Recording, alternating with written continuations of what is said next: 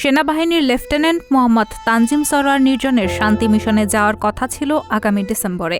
সেখান থেকে এসে বিয়ে করবে বলেও জানিয়েছিল। আমরা সেভাবেই প্রস্তুতি নিচ্ছিলাম। এর আগেই আমার শ্যালক পরপারে চলে গেল।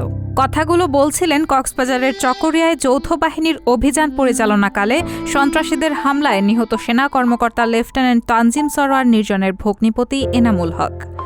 তিনি আরও বলেন, আমরা এই হত্যাকাণ্ডের বিচার চাই, খুনিদের ফাঁসি চাই। নিহত তানজিম সরোয়ার নির্জন টাঙ্গাইল সদর উপজেলার করের বেতকা গ্রামের সরোয়ার জাহানের ছেলে।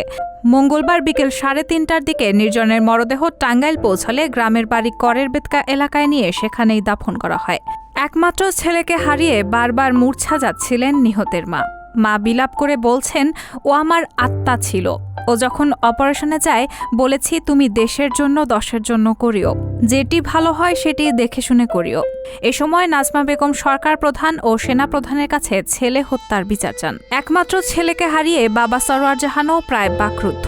তিনি বলেন, এরকম মৃত্যু যেন আর কারো না হয়, আর যেন কোনো বাবার এভাবে আর্তনাদ করতে না হয়।